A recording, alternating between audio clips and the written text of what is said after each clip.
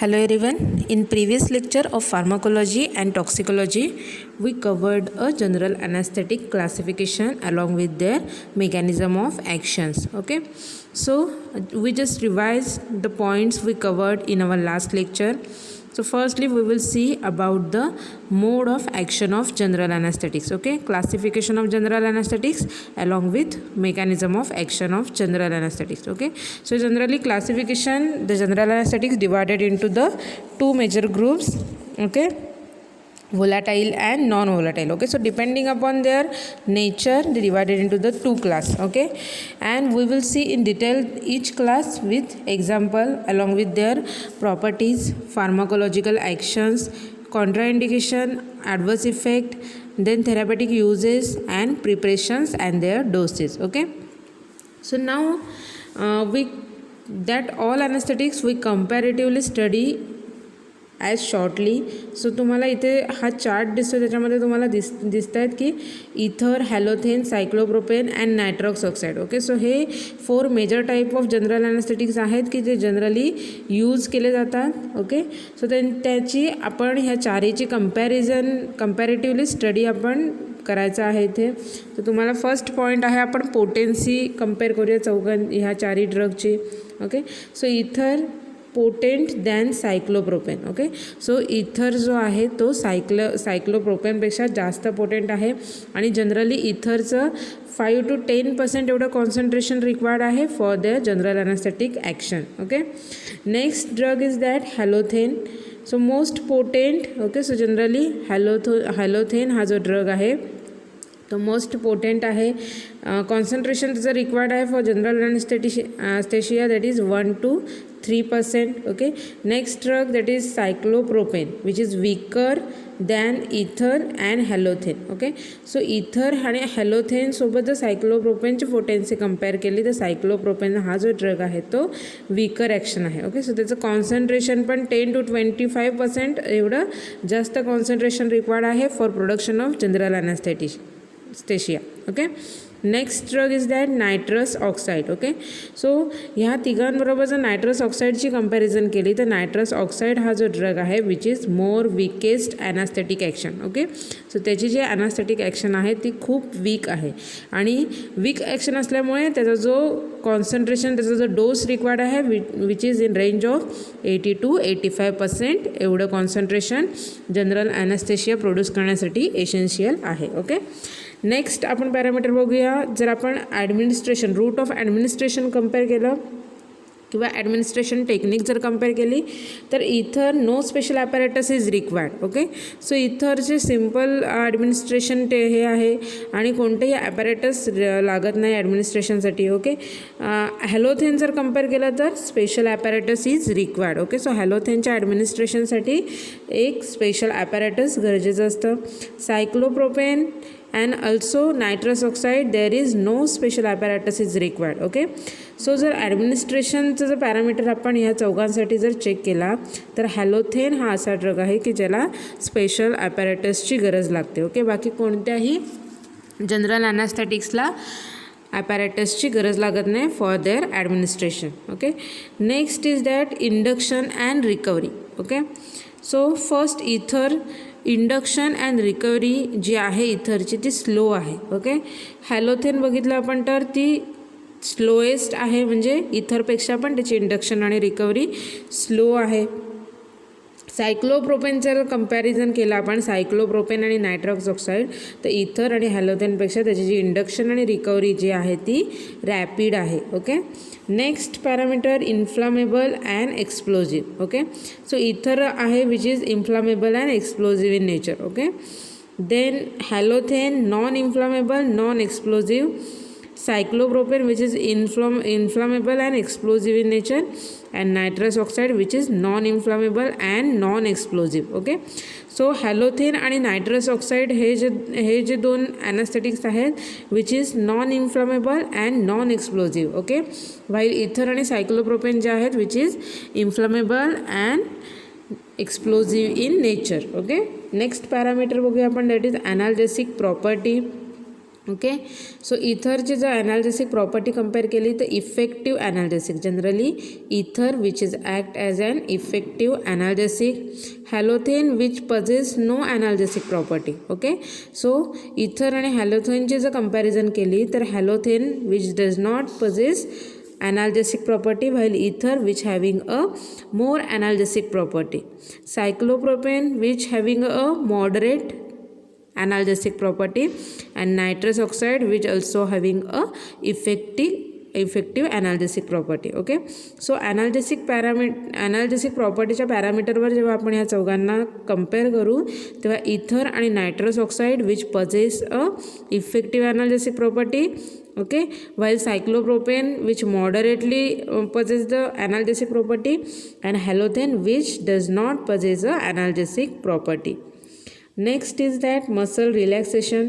Okay, so ether which acts as an best muscle relaxant, halothane no adequate muscle relaxant is there, cyclopropane muscle relaxant in higher concentration. Okay, so for the effect of relaxation of muscles the high concentration of cyclopropane is required. Okay, so only high dose of cyclopropane which possesses a muscle relaxation property. Okay, in case of nitrous oxides there is no any muscle relaxation effect. Okay, so muscle relaxation काय आहे, nitrous ऑक्साईडमध्ये muscle relaxation हा effect दिसत नाही आहे. Okay, सायक्लोप्रोपेनमध्ये higher dose higher कॉन्सन्ट्रेशनमध्ये muscle relaxation दिसून येते आहे. हॅलोथेनमध्ये पण जेवढ्या क्वांटिटीमध्ये रिक्वायर्ड आहे तेवढं मसल रिलॅक्सेशन जे आहे ते ॲडिक्वेट नाही आहे. आणि इथर बघितला तर बेस्ट मसल रिलॅक्सेंट आहे. ओके, सो इथर हा जनरल ॲनास्थेटिक्स आहे की ज्याच्यामध्ये मसलचं रिलॅक्सेशन आहे ते मॅक्झिमम मिळू शकतं. Okay, next parameter toxicity. So ether there is no any kind of toxicity. हॅलोथेनमध्ये जर आपण बघितलं तर it causes a hepatic damage. Okay, cyclopropane cardiac arrhythmia, and nitrous oxide which possess the cardiac irregularities. Okay, so टॉक्झिसिटीच्या पॅरामीटरवर जेव्हा आपण या चौघांना कंपेअर करू तर त्या चौघांमध्ये इथर हा जो ड्रग आहे which is more safe or more potent than that of halothane, cyclopropane and nitrous oxide. Okay, so आपण इन डिटेल हे ड्रग क्लासिफिकेशनच्या क्लास वाईज बघितलेले आहेत. आता आपण त्यांना एकमेकांसोबत कंपेअर करून बघितलेलं आहे की कोणता जनरल ॲनास्थेटिक्स आहे, त्याच्यामध्ये कोणते कोणते बेनिफिशियल्स त्याचे इफेक्ट्स आहेत आणि कोणते कोणते त्याच्यामध्ये कमतरता आहेत त्या आपण आता बघितलेले आहेत. ओके, नेक्स्ट आपल्याला बघायचं आहे that is various properties, ideal properties of general anaesthetics. Okay, so general ॲनास्थेटिक्समध्ये कोणत्या कोणत्या आयडियल प्रॉपर्टी असणं गरजेचं आहे त्या प्रॉपर्टी बघायच्यात आपल्याला. सो फर्स्ट इथे तुम्हाला 8 ज्या आहेत प्रॉपर्टीज दिसतात. फर्स्ट आहे पोटेन्सी, नेक्स्ट आहे ease of administration, third induction and recovery, fourth inflammable and explosive nature, muscle relaxant property, analgesic property, toxicity and stability. Okay, so ideal general ॲनास्थेटिक्समध्ये कोणत्या कोणत्या प्रॉपर्टी असल्या पाहिजेत त्या आता आपल्याला डिस्कस करायचे. ओके, सो फर्स्ट घेऊया आपण पोटेन्सी.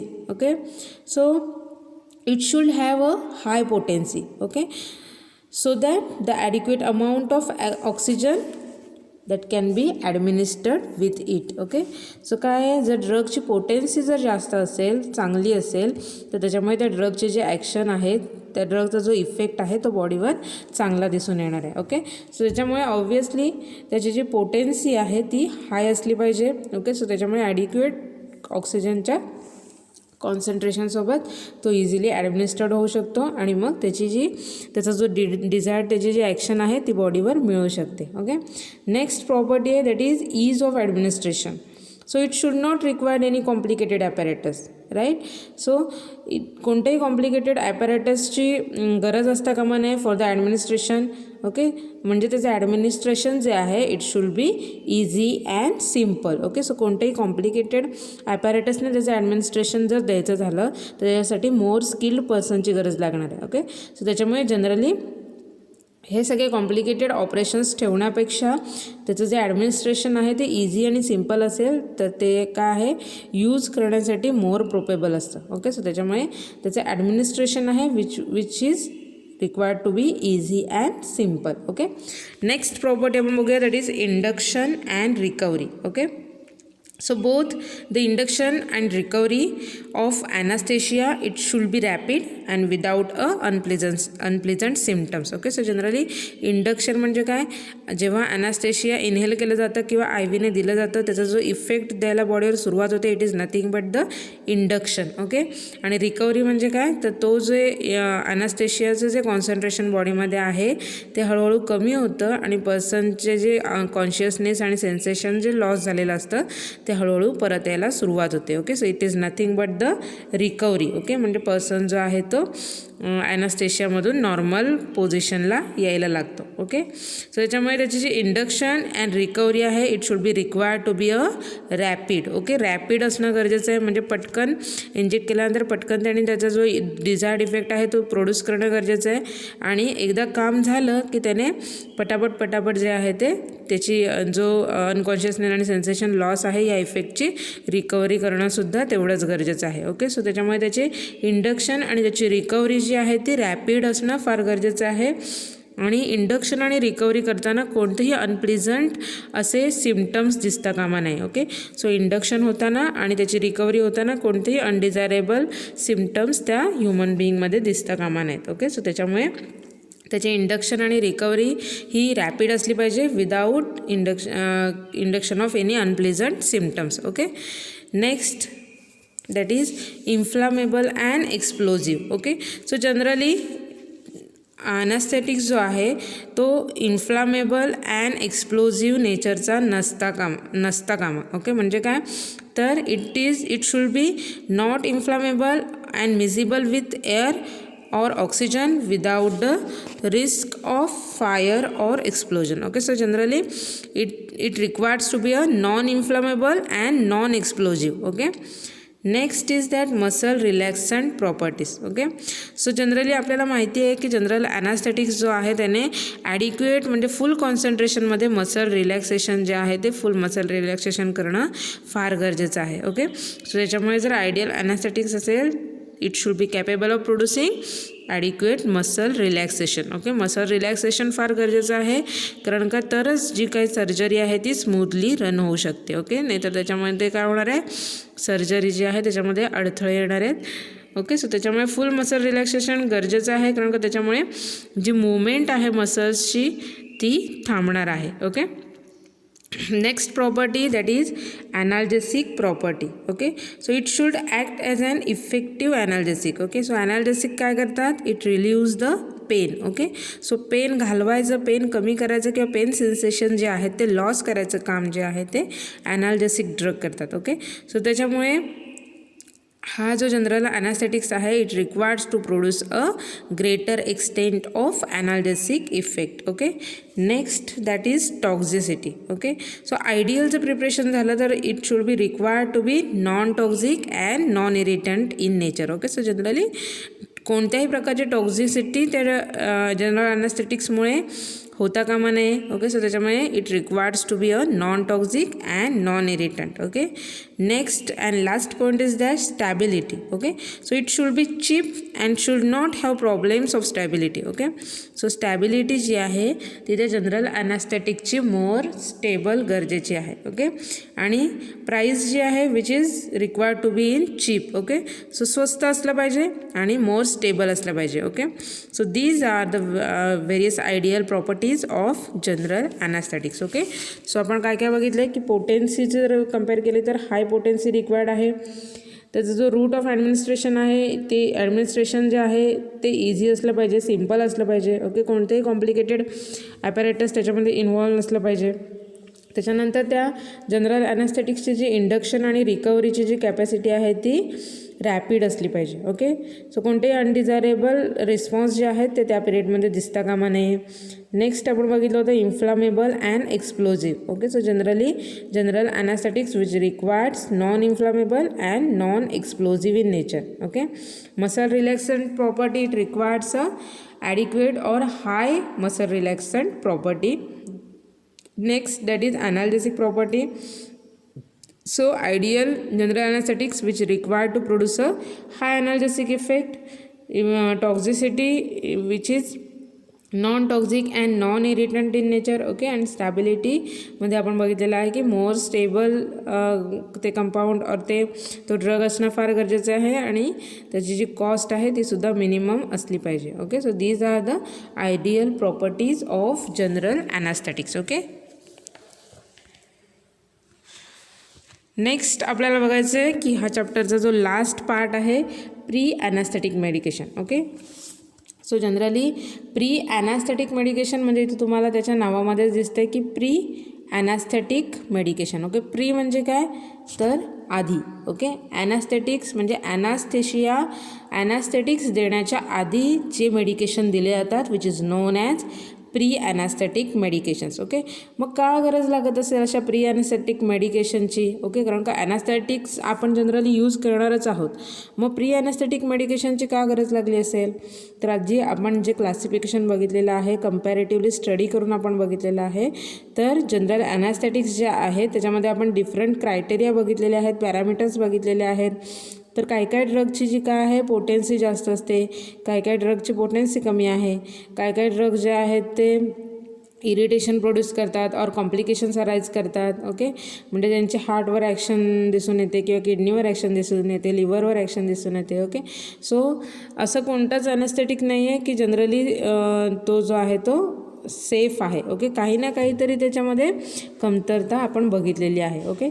सो अशा ॲनास्थेटिक्सची बेटर ॲक्शन बॉडीवर दिसण्यासाठी जनरली त्यांना जे आहे ते प्री ॲनास्थेटिक मेडिकेशन त्यांच्या ॲनास्थेशिया प्रोड्यूस करायच्या पूर्वी प्री ॲनास्थेटिक मेडिकेशन जे आहे ते पेशंटला दिलं जातं. Okay. So pre anaesthetic medication काय करणार आहे त्या ॲनास्थेटिक्सच्या इफेक्टला मदत करायचं काम करणार आहे. ओके. किंवा त्या ॲनास्थेटिक्सचे जे ॲडवर्स इफेक्ट काय मिळणार आहेत ओके ते मिनिमाइज करायचं, ते ओव्हरकम करायचं काम जे आहे ते प्री ॲनास्थेटिक मेडिकेशन करतात. Okay.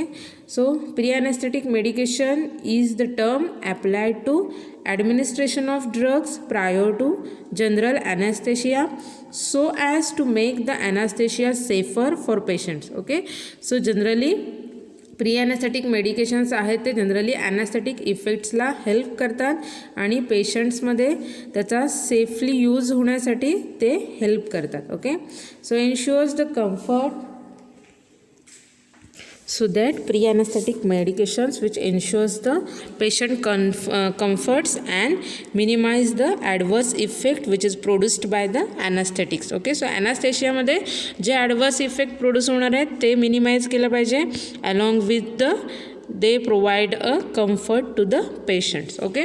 so generally many times of the patient does not permit direct administration of anesthetic agents. Okay. so generally काय काय वेळेला काय आहे की पेशंटमध्ये डायरेक्ट ॲनास्थेटिक दिलं जात नाही. फॉर एक्झाम्पल जर आपण असं बघितलं की पेशंट असतात की ज्यांच्यामध्ये भीती असते. ओके.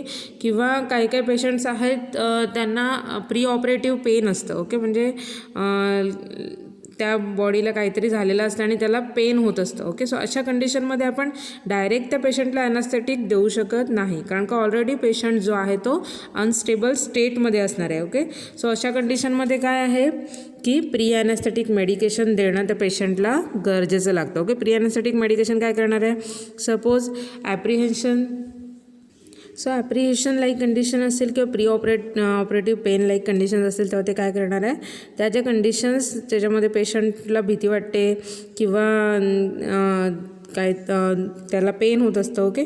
सो ते काय करणार आहे फर्स्ट मिनिमाइज करणार आहे आणि त्याच्यामुळे ते नंतर मिनिमाइज झाल्यामुळे काय होणार आहे पेशंट स्टेबल होणार आहे आणि त्याच्यानंतर मग त्याच्यामध्ये ॲनास्थेटिक इंजेक्ट करणं हे इझी जाणार आहे आणि त्या ॲनास्थेशियाचा इफेक्टसुद्धा त्या बॉडीवर तेवढ्या डिझायर्ड कॉन्सन्ट्रेशनमध्ये मिळणार आहे. ओके.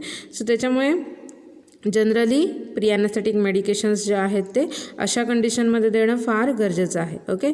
तसंच आपण जर बघितलं तर असे ड्रग्स आहेत which counteract the undesirable effects of anaesthetics. Okay. So generally काय आहे की जे काय ॲनास्थेटिक्सचे अनडिझायरेबल इफेक्ट असतील. ओके. सपोज आपण ॲडवर्स इफेक्ट बघितलेले आहेत तर त्याच्यामध्ये आहे नौशिया वोमिटिंग लाईक असतात किंवा हार्टची जी ॲक्टिव्हिटी आहे नॉर्मल ॲक्टिव्हिटी ते अल्टर करणारे काही काही एजंट्स आहेत. ओके. सो अशामध्ये काय होतं की त्याचे जे अनडिझायरेबल जे इफेक्ट्स आहेत बॉडीवर ते ओव्हरकम करण्यासाठी जनरली प्री ॲनास्थेटिक मेडिकेशन्स आहेत ते हेल्पफुल ठरू शकतात. Okay.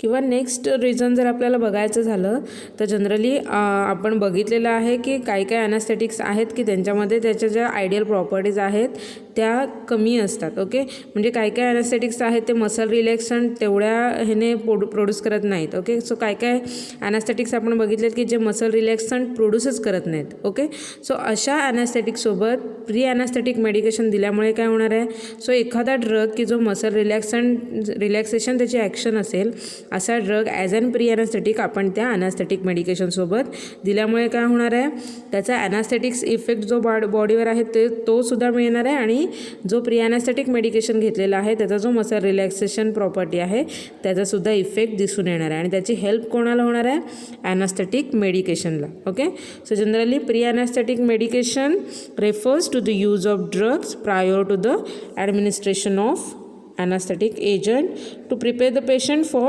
safer and better use of anesthetic agent. Okay, so generally anaesthetic जे एजंट्स आहेत त्याचा सेफर आणि बेटर यूज होण्यासाठी जनरली प्री ॲनास्थेटिक मेडिकेशन्स जे आहेत ते पेशंटला दिले जातात. ओके, सो इथे objective of pre anaesthetic medications. Okay, so कोणते मेन ऑब्जेक्टिव्ह आहेत, कोणते रिझन्स आहेत की ज्याच्यासाठी प्री ॲनास्थेटिक मेडिकेशन दिलं जातं. So sedation or relief of anxiety. Okay, so generally sedation किंवा रिलीफ ऑफ एन्झायटी ह्याच्या ॲक्शन प्रोड्यूस करणं ज्या ड्रगमध्ये ज्या ॲनास्थेटिक मेडिकेशनमध्ये सिडेशन ऑर एन्झायटी रिलीफ करण्याच्या प्रॉपर्टीज कमी आहेत.